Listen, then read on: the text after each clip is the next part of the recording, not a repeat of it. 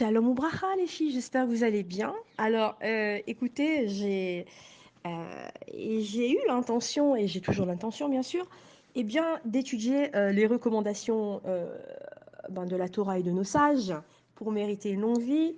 Et une petite anecdote, à l'instant qui vient de m'arriver, j'étais en plein audio et j'étais justement en train d'expliquer l'un des commandements qui est très important par rapport au respect dû aux parents.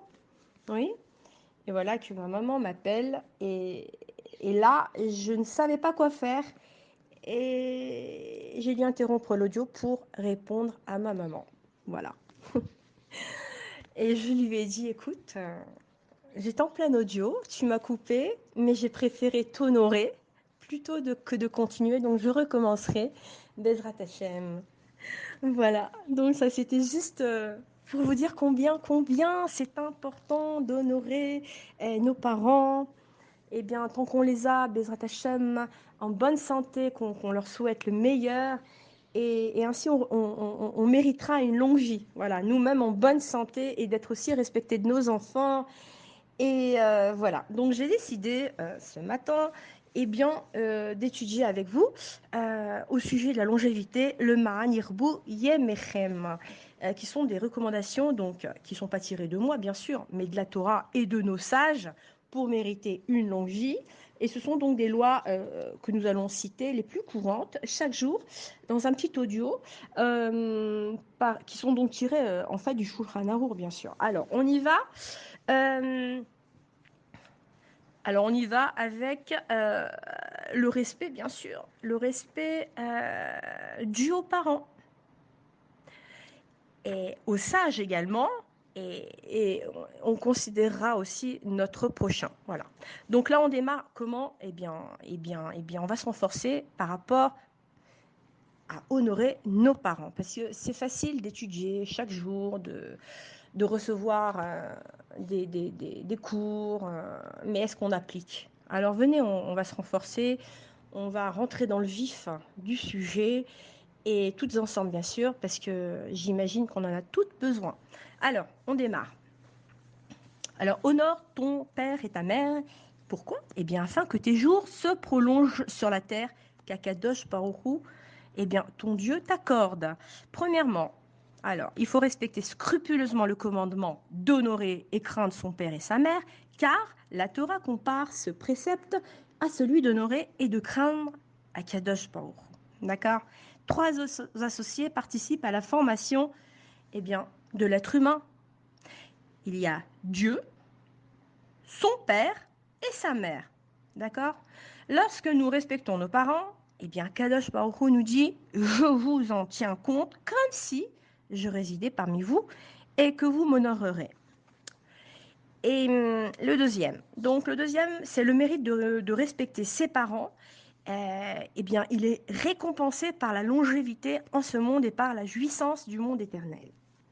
Troisièmement, inversement, maintenant, celui qui méprise ses parents par des actes, par des paroles ou même allusivement tombe sous le coup de la malédiction. Chazvé shalom, maudit soit qui traite avec mépris son père ou sa mère.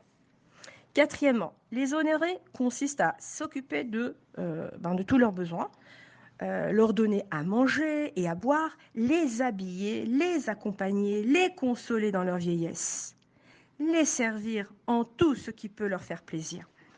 Et si on ne leur donne pas ces soins, de bon cœur, écoutez ça, de bon cœur, même si on leur sert les meilleurs mets, eh bien, on reçoit une punition divine. Chazé shalom. Cinquièmement, la crainte des parents consiste à ne pas s'asseoir à leur place qui leur est réservée, ne pas les appeler familièrement par leur nom, ne pas les contredire ou répondre à leur place en leur présence, ne pas leur causer du chagrin et se lever devant eux. Alors même si maintenant tu es humilié en public par ton père ou ta mère, eh bien, tu ne dois pas réagir. Tu dois garder le silence par crainte du Créateur qui exige le respect des parents à un tel point. D'accord?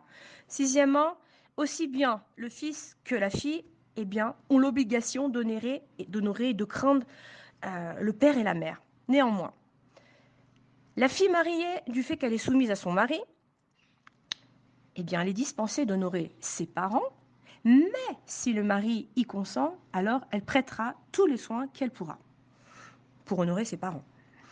Les parents ne doivent, alors septièmement, les parents ne doivent pas être exigeants quant au respect de leur enfant, c'est-à-dire que leurs enfants leur doivent, d'accord?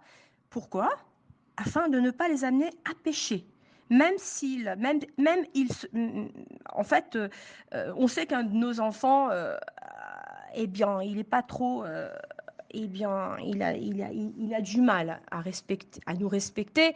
On ne doit pas le mettre à l'épreuve, d'accord? On doit pas être exigeant envers lui. On doit se montrer indulgent, on va dire, envers lui, d'accord?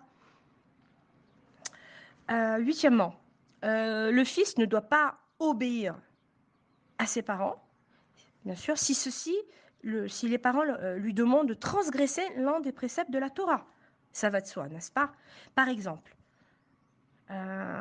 si les parents lui ordonnent de profaner le Shabbat ou de voler. Et dans un tel cas, eh bien, il doit refuser respectueusement en leur faisant comprendre que l'obéissance envers Akadosh Baruch Hu a priorité sur l'obéissance qu'on doit aux parents.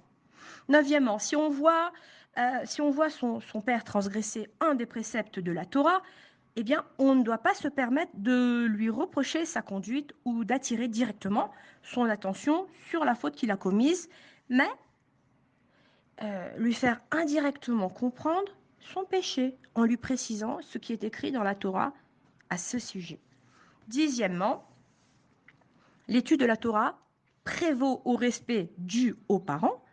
Et si le fils maintenant souhaite, par exemple, se rendre dans une autre ville pour apprendre la Torah et que les parents s'y opposent, eh bien, il ne doit pas leur obéir sur ce point. Onzièmement, celui qui désire vraiment respecter ses parents s'adonnera à l'étude de la Torah et pratiquera de bonnes actions. C'est le plus grand honneur, bien sûr, qu'on puisse rendre, qu'on puisse leur rendre, car il est dit que les gens heureux, alors il est dit que les gens heureux, en fait, heureux, on va dire heureux, on va traduire comme ça, heureux le père et la mère qui ont élevé un fils pareil. D'accord? En revanche, une conduite peu digne de la part des enfants qui fait honte aux parents et les humilie, eh bien, n'est pas du tout un honneur qu'on puisse accorder à ces gens. D'accord? Donc, on doit respecter également la femme de son père et le mari de sa mère, son frère aîné, ses beaux-parents et bien sûr ses grands-parents. Et enfin, le 13e recommandation, eh bien, c'est qu'on est tenu de respecter ses parents également lorsqu'ils ne sont plus en vie. Et la meilleure façon d'honorer leur mémoire est de pratiquer sincèrement le judaïsme et de procurer ainsi à leur neshama, à leur âme, une profonde satisfaction. D'accord? Donc on peut aussi les respecter eh bien, lorsqu'ils ne sont plus là. Les parents vivent véritablement dans le monde éternel lorsque les enfants se conduisent religieusement et qu'ils perpétuent ainsi la voie tracée dans la Torah. C'est ce que je nous souhaite à toutes. Voilà pour aujourd'hui. Prochain audio, eh bien, ce sera d'honorer bien sûr nos maîtres et nos sages. Chodesh Tov les filles.